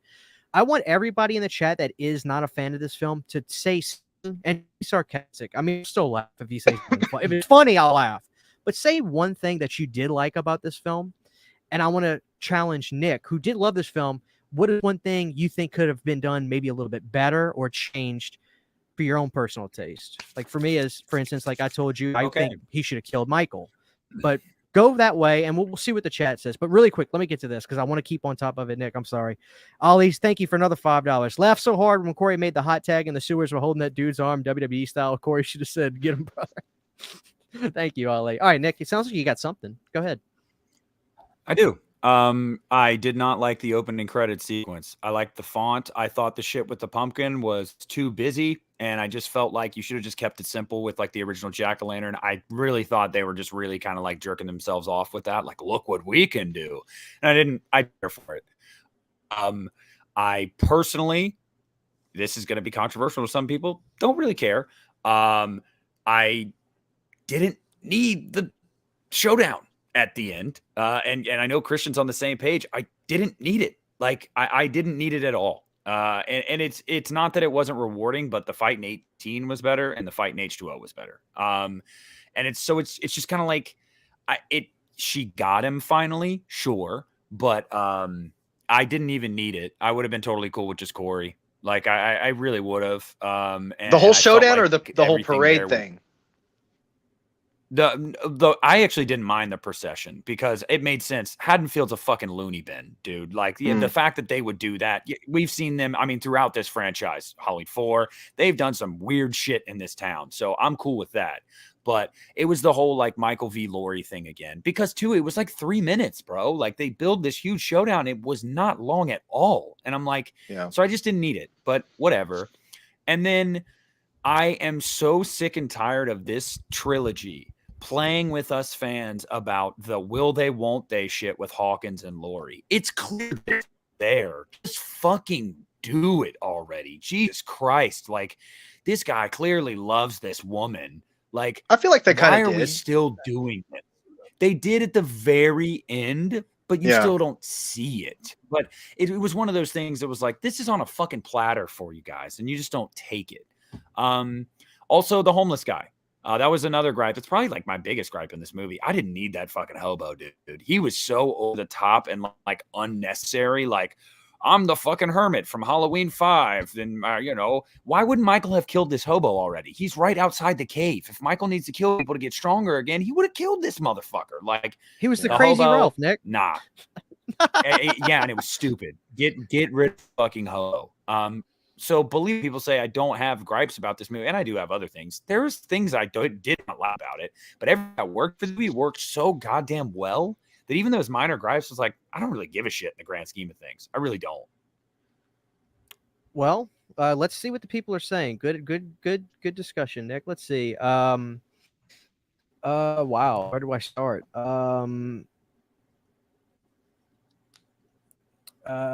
Yeah, I know Evan, the movie guy. No kidding. I was so happy when Corey started fucking people up. He was annoying at the beginning. When Corey got thrown off the bridge. Corey isn't Michael. That's negative. I want positive. The Corey died. People wanted Corey to die. I hated this movie at first, but we didn't get much Michael. But I did rewatch it, and it's actually a good. Here we go, Nick. It's actually a good horror movie, just not a Halloween movie. Corey was a good character. I liked how Michael died at the end. I mean, they fucking killed him. Corey and Michael are tag team specialists. They took some pools out rockers style. The Corey-Michael relationship was the most interesting aspect. I love the Halloween 3 title card. Let's see. I'm trying to find some. Opening scene was fun. I enjoyed Corey in full copycat mode. That was cool. Love the title sequences. If they have done anything right in this franchise, they know how to make Michael look badass. I like the opening scene. So, I mean, it's cool. It's cool to see that a lot of people that still have gripes with it, they can say that there's at least something that they like. I think it's cool when you dislike a film, that you can still appreciate something from it. Not make yourself appreciate something from it, but just be like, no, this was cool, or this I did like. So, Justin, what would you change about Halloween Ends? I don't want to cop out or anything, but there's really nothing major that I would change about this movie. There really isn't. Like, I've been thinking this whole time about complaints, and like I said, every moment was so exciting and different that, I haven't seen it since I saw it in the theater. But honestly, I can't think of one thing that's jumping out that I hated or anything. I guess if you could say anything. It does wrap up kind of quick and kind of clean. As far as her writing a book and seeing them on the porch and stuff like that, but it would just be, that would just be nitpicking. It would be little nitpicks like that. Maybe some more. I could have used maybe 1 or 2 more kills would have been cool, but the ones we got were awesome. So I can't even complain about that. I love the soundtrack. As soon as the needle drop started hitting, I noticed that I really did not miss the theme. You know, because I was watching Resurrection today, and they hammer that theme every 5 seconds, and it kind of takes away the specialness of it in a way. Right. So they're just, I don't know. I gave a really glowing review to this movie, and I really didn't have a lot of nitpicks, and I still kind of stand by that. I am shocked at how much I love this movie. I'm shocked. I'm glad to hear that. I know Nick's glad to hear that. It's just cool, man. I don't know. When I first got out of the theater, I really thought I was gonna be the only one. I was like, man, I didn't think they were gonna go this far, even though I would have went even farther. Yeah. I was like, God damn it. This is crazy. This is crazy. Yeah. I might actually get the poster of this movie. You know? Go ahead, Justin. Sound like you had something else to say. I think I went into it expecting so little, and when it gave me so much, it just made me, I don't know. I don't know. I don't want to beat a dead horse, but I was expecting little, and it just blew me away. So now let me ask you guys the question. Will this film, in your estimation, get a cult following, and how long will it take? Go ahead. Whoever wants to. You got thoughts, Nick? Yes, it will get a cult following, and it will not happen until Halloween comes back in some form or fashion. And I say that because we're seeing that in real time right now with Rob Zombie's. When these movies came out, people started to reappraise those movies. So when a new movie comes out, people will start to reappraise these ones. Yes, it will absolutely get a cult following, and it'll be when it comes back. When the emotions die down a little bit. You know? What was one thing I'm racking my brain trying to remember. What do we see of the final result of Corey's body? I can't. I'm trying to remember. I know the chat's got me thinking about that too. She shot that motherfucker twice, and then didn't Michael snap the fucker's neck in half? But they didn't show him like burn or anything like that. I'm thinking, what do they do in the next one? What if they show him? What if they fucking? Are they gonna make another one? Are they making another one? You think? What the fuck? Blum said he's not done. What if they brought back Corey, dude? They won't. But dude, what if it'd be cool? What if Michael's body regenerates? Like a T-1000 in Terminator 2, the parts start blopping like the liquid metal in Terminator 2, just start joining back together. Yeah. Oh my God, man. I could tell Nick is just he's beat to shit with the last couple days. I could just tell, man. He's been through the ringer. But see, Nick is the kind of guy, like, when he's happy and he loves a movie, he shows it on his review. And he's animated, and he puts it out there, and that pisses people off. And Nick has been a punching bag the last couple of days. He's burned. I can just tell. I appreciate you being here, though, Nick. You're doing good. Dude, any chance to talk about this movie, I'll gladly take. Nah, man, I've been through the ringer of the worstest fan base over the past 48 hours, but honestly, at the end of the day, like you said, I literally just sit back and laugh because I'm just like, it's not going to change how I feel about it. You're fighting the losing battle of arguing over subjectivity. And like, if you want to go that route, you go that route. But I promise you, no matter how many graphs you type, at the end of it, I'm going to go, damn, that's crazy. Still loved it though. So like, you know, I almost feel a little bit bad, guys. Like nobody said anything mean to me. All my comments were great because your review. I feel left out. Your review was a bit more reserved. Your review was a bit more. I liked it. I had problems with it, and you gave it a decent score.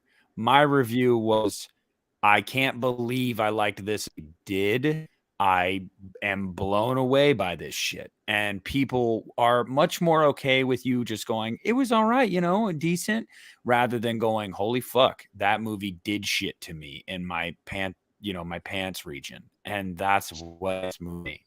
And it pissed people off. So whatever. I just don't care. But I want to say one thing to that, though.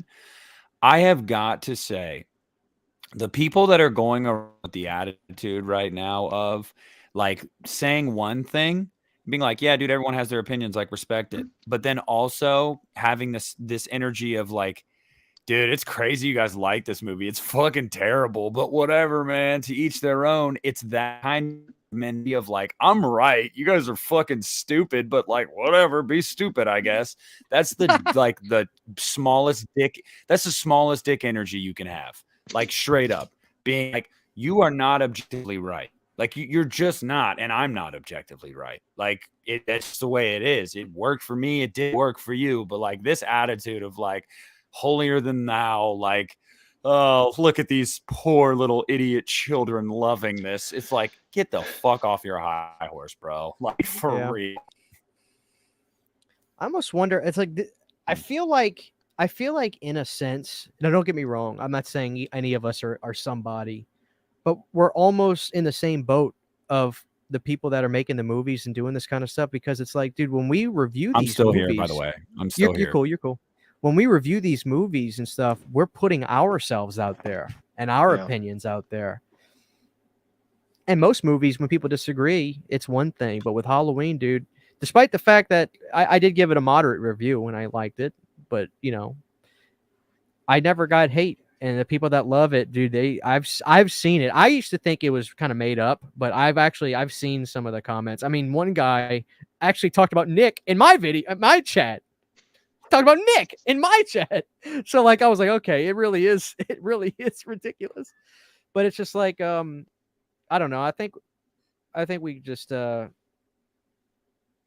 stop making Halloween movies. That's well, I think it's important to draw. That's why I said you should always don't act like, I mean, you don't have to placate to any audience. The point of talking about movies is to put a line in the sand. You don't need to feel, as we talk about movies, especially on our own channels, you kind of have to draw the line in the sand. If you like a movie, don't hold back. You got to give your full opinion, whether you like it or don't like it. You got to go all in. You can't play both sides of the table. You know, you just can't. And that's just how it is. Get you more shit is if you placate and you try to, 1000%. You're right on that. Yeah.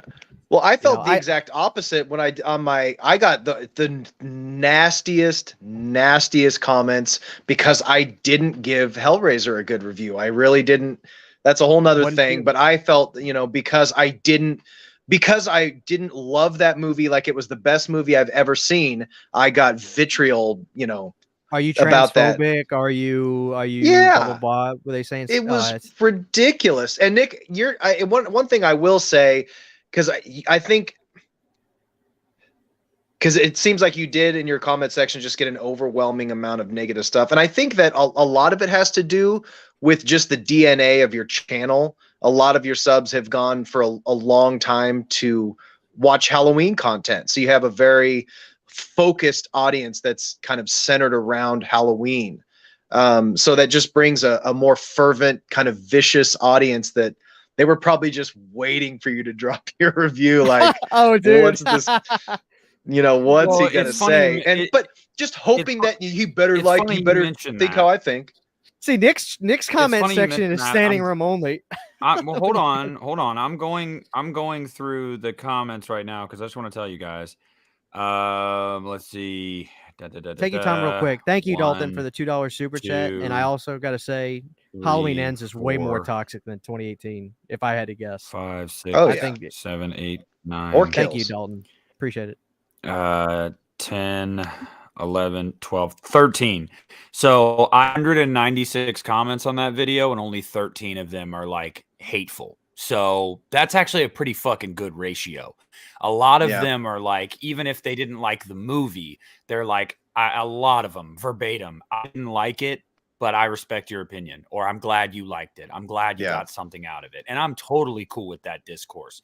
The discourse I'm not cool with is that I literally got a DM on Instagram that from my Letterboxd review of it. And it was someone that I didn't follow, obviously. And so it was in my requests. Oh, and they had of course. chatted my story. They chatted my story and they said, "You like this movie? You should kill yourself, bro." And I was like, Jesus Christ. Like, what a dumb, that's such a dumb comment. It's like, you wouldn't say that to my face, first of all. Second of all, if a movie they'd have to leave the basement. makes you feel that way, I know. If a movie makes you feel that way, get help. Like, please get help. Because you're the next psychotic. Corey Cunningham. Straight up. Yeah. That's right. It's just Scream Basics. Just to laugh it off, man. It's fun. I mean, the worst I ever got, guys, was my Child's Play, Chucky, right there. That I did a video on that. I got a Christian had to turn the comments off. He had to turn the comments off. Check it out, Nick. I didn't even turn the comments off. I didn't keep up with the comments held for review because they were so mean that YouTube disabled the comments on its own because so much of them were held for review. Wow. That it just I didn't even disable it, but like my wife is in that video because she loves Chucky too. And like, LOL, this sucks. Kill yourself. Your wife's fat and ugly. My wife's not even remotely fat. It's like, what? What video was this? It was like from years ago. I did a Chucky. I have a Chucky doll that a gentleman from the UK I was friends with made me. They left those comments on a video about a fucking doll. Oh yeah. It was just, it was so over the top though. I laughed my ass off, but like, I felt bad for Sydney because like, she has no conditioning to that kind of stuff. Go ahead, Nick. I was just going to say to you guys, this is, I pinned a comment. I pinned a comment on my review that said, "Hey guys, if you liked it, awesome. If you didn't, awesome. I just ask that everybody respect each other's opinions in the comments and keep it peaceful. Leave a like." And that's what I put as end comment. Some dude replied to it and said, "Dude, why the fuck are you so triggered, bro? People are going to have opinions, bro. Like, you need to get the fuck off." I was literally replying and said, "Dude, reread that comment. I literally said, like it, hate it. That's fine. Just be respectful." How the fuck am I triggered? Like, what the fuck kind of mental gymnastics do these people do? Like, seriously, I don't want you coming for people in my comments. I can take it. I don't give a shit. Like, you can call me whatever you want to call me. But the moment you're going at subscriber mine and shit, and you're saying like the same kind of shit to them, you don't even know these people. Like, I don't know, man. Don't you love being on the internet? A fucking cesspool. It's like, this is, now we're getting into just like a therapy session here, Justin. But like, right now in life, I almost wonder sometimes, like, why do I do this? I love doing what I do. Don't get me wrong. I've been doing it for a while now, and I'm very blessed to have the podcast with Nick and made great friends like you and Pizzal and other guys like Garrett. It's like, just in life in general, somebody's talking shit about me right now. In real life, not internet life. Somebody's talking shit about you, Justin. Mm-hmm. Somebody's talking shit about Nick. Somewhere in the world right now, there's always somebody. If going you're not to Christians.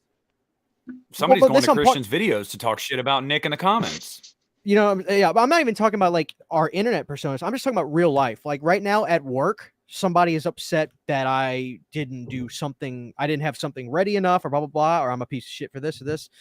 So to then go on the internet and open yourself up to a world of that, you almost got to wonder, why the fuck are we doing this? I mean, have you ever had? I've had those moments before. I was like, what would I be doing if I didn't do this? What would I be doing right now? Would I be a lot happier?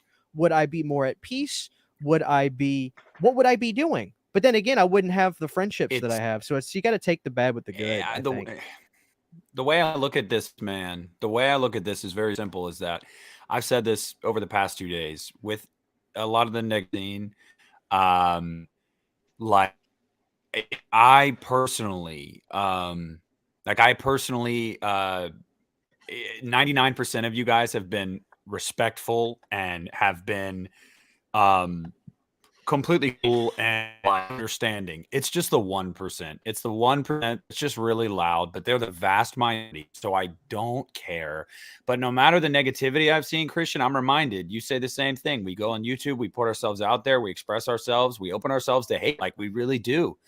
Last night, I did a live stream talking about Halloween Ends, and one of our great friends and subscribers, Zach, who paid for us to watch Hobgoblins, super chatted me $500 in my live stream because That's awesome. I mean that much to somebody. You know what I mean? Like my content does something to somebody. It gets them through a hard time. I've had people message me and say it gets them through a lot of shit. Like, so that's why I do this stuff. That's why I do it. So the 1% that's really negative, that wants to, you know, tell me to die, whatnot, talk shit about my family or whatever it is, because most of them, the vast majority of them, are awesome people. So I fucking love doing this. And at the end of the day, it's like one of my only hobbies. I can't help but fucking do it. Like, it's a hobby. Yeah. Like, I'm going to do it no matter what. I hear you, man. I'm fucking spread too thin, Justin. I got this. I've got my job, which we all have jobs, but dude, and now I got my fucking band. We're doing an album. I never have free time. My wife is killing me. And then she started the wax candle business, which I have to help with that. I have no fucking free time ever. One of these days I'm going to explode, dude. Or just like, I can't wait to go to Scare Fest because I can't do videos. I'm not going to do videos. I might take pictures with people. I'll probably do videos, but like, I want to just relax and have fucking fun. I can't wait to get the fuck out of my house for a little while, dude. Are you the same way? Do you just keep yourself spread thin? Are you always busy? I haven't been doing this as long as you have. So I'm still in the point now that it's been a couple years and I can't see myself stopping. My momentum has grown. And you brought up the good question about why we do this. And it got me thinking, and Nick, you said it exactly. We do it for the positive things. It's unfortunate sometimes the negative things stick out in our minds a little bit more, but when we get that content that said, or get that comment that says, just found your channel, this is awesome, subbed, and then they start commenting on your videos and you build relationships. It feels so good when you get that, hey, just found your channel, how have I not seen you, blah blah blah blah blah. And that's why you do it, and that's what keeps us going. And to the point of the negative things, the negative comments, those are people saying negative things so superficially by people who don't know the first thing about you. So it really, their comments mean nothing. Sometimes it's easier said than done when they have a lot of venom to them. But at the end of the day, they're talking about a movie. They're talking about themselves. Really, it says more about them than it does us. So it's just so important to focus on the positive aspects. And why we do this is, like you said, the camaraderie, the kinship that we feel with people in the horror community who actually like the same things that we do and not hate it. That's why we do it. Yeah. And Justin, it's always important to remember too, like you were just saying to that, the people that say that stuff, one of the best things to say, and I do it all the time in the comments whenever something like that, I'm like, hey, you still watched though. Thank you for that ad. Yeah. Thank you for that view. Thank you. If you're a hate subscriber to me, you're still a subscriber. So thank you. Yeah. I appreciate it. Yep. It's 100% the likes than anyone. It helps the algorithm. There's one quote that I was watching, this screenwriter guy that goes live on Instagram all the time. He writes for TV and stuff. And he got a question on a Q&A that asked him, what do you do about negative comments when people say really cruel things to you? And he says, I always reply with the same thing. I don't get mad. I say, I'm sorry you're having a bad day today. I hope it gets better. And that's how he ends it. I usually just drop him the heart and thanks for watching. This triggers him to start rage typing. Here's the truth, okay? And anybody that ever wants to make a YouTube channel, you can take this advice or you cannot take this advice. This works for me. But when I get the shit comments like that, arguing, it's every argument I've ever had. When I leave the argument, like an hour later, I say to myself, I fucking should have said that. Damn it. So don't even bother. Just tell them thanks for watching, because you'll feel so much better than arguing and then later on saying, why the fuck didn't I say that anyway? That's how I am. So that's my 2 cents on that. I once had a guy rage out on me. I'm not that way. I was just going to say, I'm not that way as in the sense of like, I always get myself in trouble because that is the one about me is I have a smart mouth. So I'm very quick with my quips. Like someone talks shit to me, I'm very quick with a response. And sometimes I dig a little deep with that response and they're like, the fuck did you say to me? So like, that I'm the opposite. Sometimes I can think of a comeback too quick and sometimes it's not good for me. Yeah. Yeah. I had a guy once that said some really gnarly shit on a video and I popped back at him. And this is back when you could search YouTube, the videos on a channel by date, like the earliest uploaded. He went to my earliest uploaded videos and started commenting on every single video of my channel. No shit, he commented on maybe 100 videos. It was the most psychotic thing I have ever seen. And I'm just thinking like, okay, like that's when you realize this isn't about me, man. This is about them, you know? Yeah. So let's start wrapping it up. I have seen. Okay, I just want to say really quick to that point. The craziest thing I've ever seen with this community is somebody that, for whatever reason, hated me so much, created a fake Facebook account using my brother's name and my brother's profile picture, pretended to be my brother, and messaged my mom and my girlfriend at the time and a bunch of other people in my life, threatening they were going to do certain things to them and spamming them with naked pictures of themselves and stuff like that, all because they just didn't like me for some reason. I didn't even know them. So yeah, and because they're psychotic, fucking wild in these. Yeah, I can go out in these streets. Just saying. I bet Nick had some crazy girlfriends too. See, Nick's a pretty boy, so he probably dated all them fucking, Tiffany's and you know what I'm talking about. I'm not tooting my own horn. I'm not tooting my own horn, but I did date the head cheerleader, and I wasn't even a football player. But I will say, she was really boring. So it's not always as cool as it sounds. Wow, she's so hot. She was really fucking boring. So yeah. I dated the artists and the goth chicks, dude. That was me. I did date one cheerleader for a week or so. Her name was Sarah, and she left me after a week. From 19 to 23 until I met Brooke. It was all the emo and goth girls, the concert girls. That's who I was hanging out with. But no, I actually did a lot of girlfriends. I've only had like 4 serious relationships in my life. That's because I intentionally made it a point to like not get close to people. So like I would hang out with a lot of people and go on dates and stuff, but I didn't like commit. I've committed to like 4 girls. I don't know why. Why'd you even have to mention that, Christian? Now we're going down a rabbit hole. Anyway, I'm done. Christian, where are we going, buddy? First of all, Michigan, I want everybody to grow their hair out. Me and Piz have have a competition going on. Our hair is pretty close to the same length. Mine's pretty much sitting on my shoulders now. Me and Piz are seeing who's going to cave first. Justin, your hair is getting pretty long. I want everybody to grow their hair out. I've clearly got the better hair than Piz out. I don't know who the fuck thinks Piz has better hair than me. I look like grunge Jesus Christ. So fuck off. Let's ask. All right. So somebody actually said, where does Halloween Ends rank in this year's top movies for you? So I want to ask that question, but I also want to ask, what is the top movie of the year for everybody? So who wants to go first on that?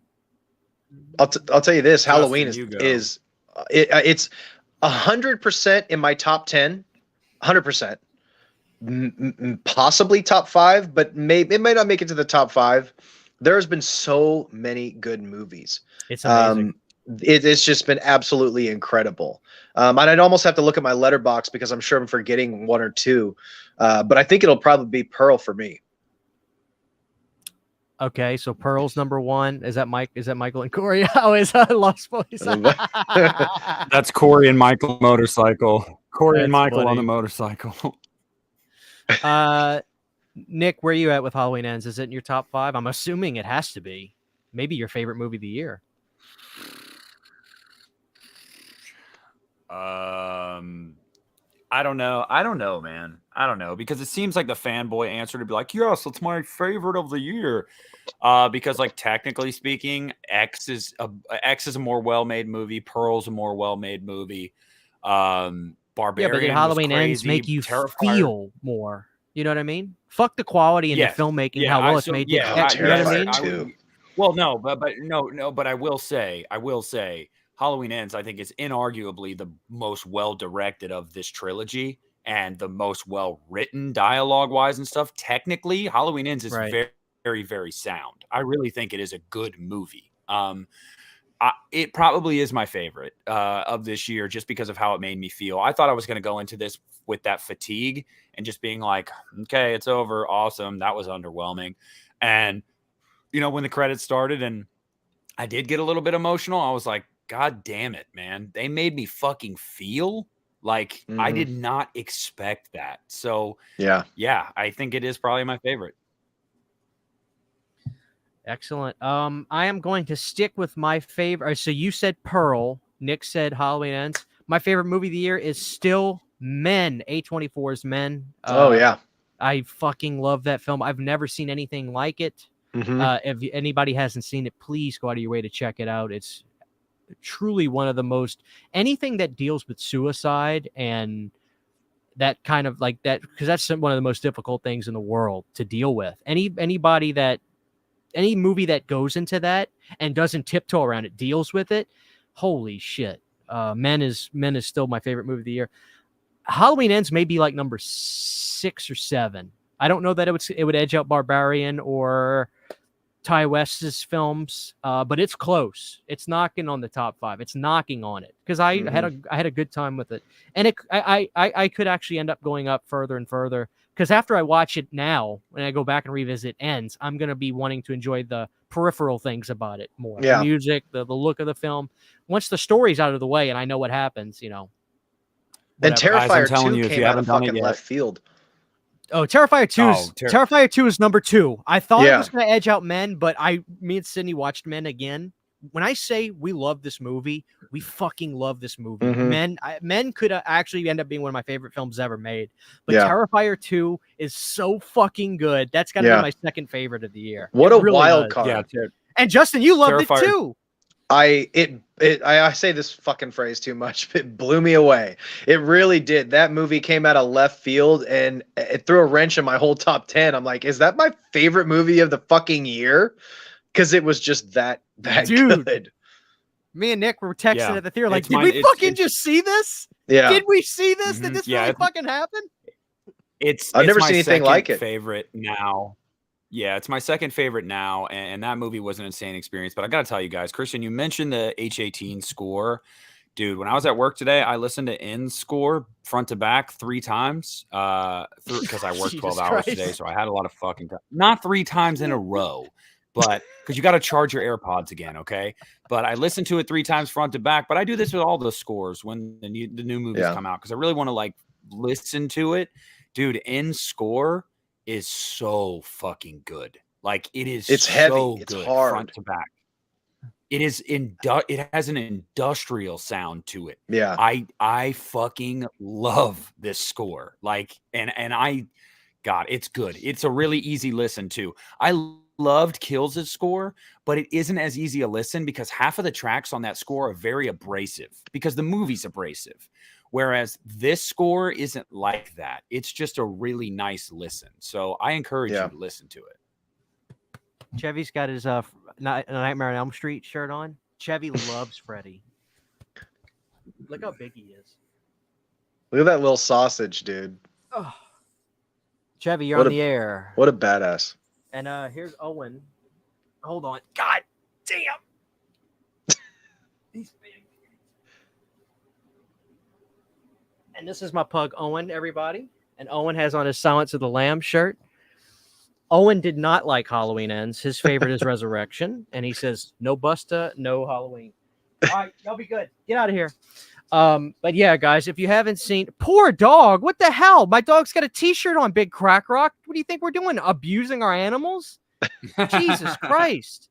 Remind me never to bring my fucking animals on screen again. No, but for real, guys, Terrifier 2 hits 4K and Blu-ray the beginning of December.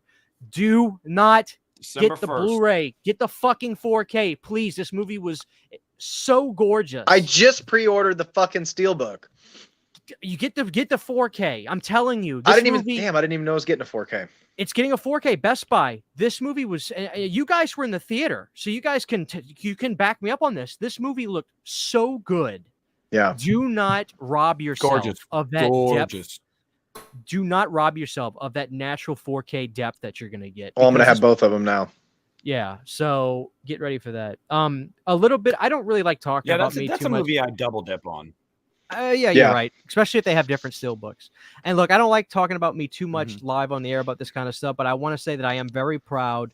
I was telling Justin about this a few days ago, but I'm very proud that I'm finally about to get screener copies of movies now. I've earned it. I've been doing this for a long time, and I finally got here. And I'm not disrespecting anybody, because look, this business is who you know, and I almost wish I had somebody I knew, but I earned it. I'm finally getting review copies of movies that I'm going to be able to review before they come out. So expect Satan's Little Helper soon.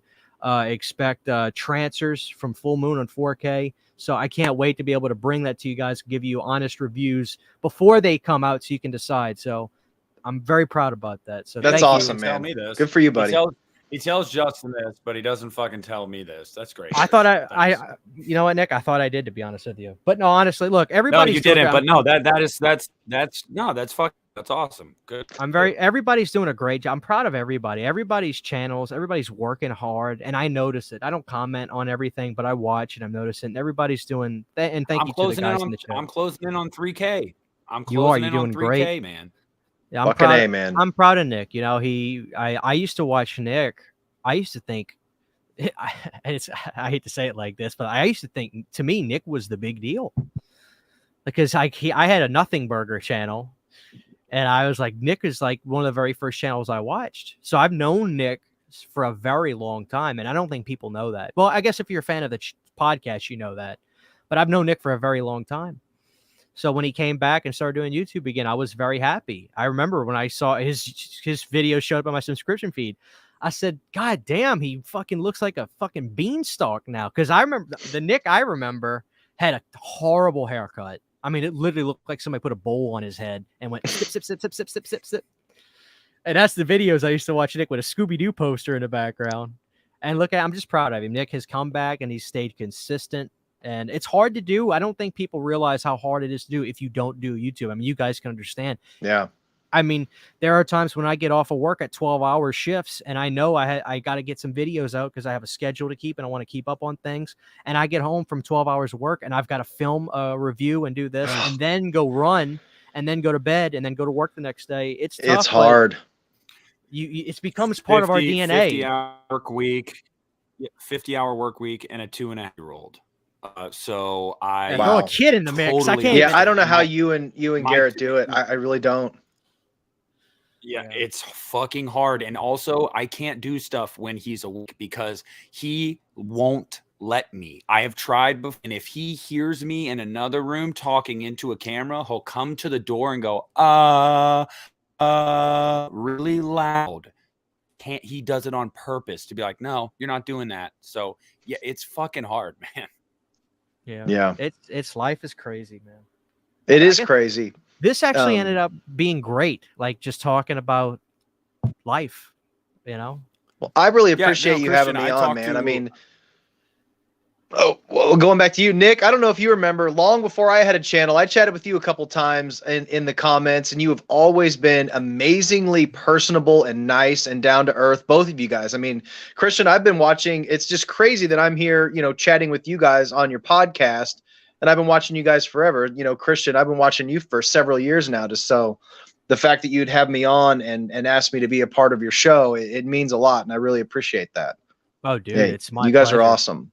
It's my pleasure. It's my pleasure. Yeah, no. Yeah, he called me and he asked, he's like, Justin, right? And would you be cool coming on? I'm like, of course, dude. Yeah, no, any interaction I've ever had with you has been positive. I think you're a genuine dude, and I always appreciate talking to you and appreciate your insight, and especially appreciate that you like this movie. It didn't hurt. But I also made a point to tell some people today before this, I was talking to Alexis, I was talking to Rudy, and I said, I'm not going to give Christian what he wants. I'm not going to give him what he wants. He wants me to get riled up tonight because he loves that shit. He loves to stir the pot. And I said, I'm not going to give him what he wants. And I came in cool, calm, and collected, and I said, let's let it roll. And you know what, to be honest with you, Nick, I didn't egg it on because this is on another level with this series, and I know that.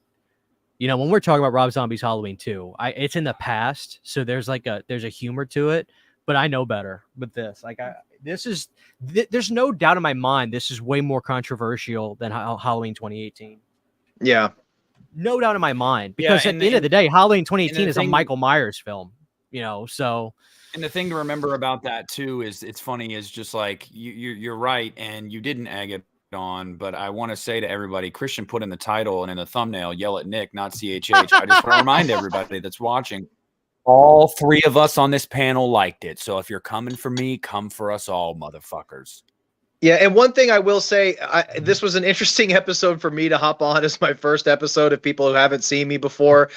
Admittedly, I felt a little out of my element with this subject, being that there's still some of the movies. So if I'm sure I fucked some timelines up or said some dumb things. I'm not an expert on this franchise.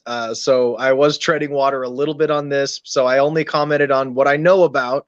So, you know, it is what it is, but either way, it was a fun conversation. That's why I wanted you, because well, not only that, of course, I wanted to have you on the show, but the fact that you aren't a Halloween super fan, that means your thoughts on Halloween Ends is simply what you felt about the movie. You don't have X, Y, and Z to go with. That's what made it. I thought it was a perfect. It was just an objective opinion as much as it was perfect. So before we wrap, obviously, Justin, you have two channels, the Dead Couch and you have Movie Watch Daily. Tell the people what those two channels are and how you upload your schedule and things like that, and what you put on those channels. Yeah, so Movie Watch Daily, I guess I call it my main channel. That's the one I started first. I've been doing that for a couple years, and that's where you'll catch. That's the most up-to-date current stuff, where I'm doing trailer reactions and talking about all the new movies when they come out, movie news, keeping updates and things like that. The Dead Couch is where I focus more on my collecting, and I'm going to start diving into reviewing actual, you know, the gnarlier movies, the Visual Vengeance, the Vinegar Syndrome, and dive into the weirder stuff on that channel. So if you're into the more B movie, shot on videos, 80s slashers, that kind of stuff, that's the Dead Couch. Yeah. Right on. And look at all the crazy shit he's got back there, guys. Hey, dude, send me that Return of the Living Dead hat. I see it back there. Just Paul Bearer Press, man. They got a red one and a green one. Okay, last thing, and then we'll get to Nick and see what Nick's got coming up on the channel too. But I swear to God, I'm fucking tired of talking about it. I'm dyeing my hair blonde tomorrow. I don't give a fuck. Fucking A. Now, is it a long process, or can my wife get it done in a day? Because she knows how to do it. I just gotta get the supplies. You're probably gonna have to do it. You're probably gonna have to hit it twice. It's gonna take hours. And it's gonna be a process, but it's gonna look fucking badass. Are you just gonna get bleach from the store and just do it that way? No, we're gonna go to there's a place called Sally's, and we're not going to Walmart. It's like it's a boutique place that has, you know, commercial, not non-commercial hair shampoo and stuff you get at salons. It's a salon style shop. So you need to go, you need to get some professional bleach. You have to get all even cover. You got to let that shit sit. But your hair is so dark that it's gonna take some work. But that's gonna look sick, dude. I'm fucking doing it. And if I don't like it, I'll just go back to being brown. But fuck it, I'm gonna do it. And people are saying don't fry my hair. Yeah, Sydney said we're gonna make sure we get some kind of bleach that's a lower something that doesn't. She knows. So yeah, that's gonna look badass. I'm fucking doing it, dude. I don't give a fuck. I'm sick of talking about it for months. I'm a chicken shit, dude. I want to be Ric Flair. Woo! And you got it. Yeah, well, you get it. We can talk more about it. No, go ahead. Oh, it's just stupid hair bullshit. You got to tone it too. That's how you make it, to get it out of the yellowness, to get that really Ric Flair look. You got to tone it. Yeah. Blondes have more fun.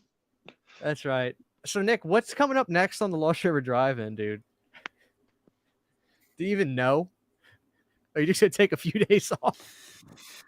No, seriously, I don't know what the fuck I'm doing. The channel name's gonna change because I'm going into the witness protection program. No, I mean, so what's coming up next for me is obviously soon I'm gonna do a new ranking of Halloween because I have to with ends in there. I'm sure that won't be controversial at all.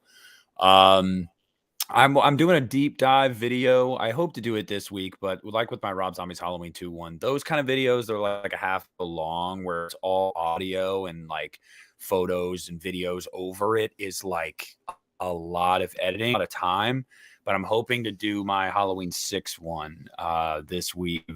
Just like because that's such a weird movie with a complicated history that I would love to dive into. And yeah, I mean, and then next Friday, so a week from yesterday, so 6 days from now, I will be live with Lee McCoy from Dumbs on his channel, and we're going to be doing a live commentary for Ends.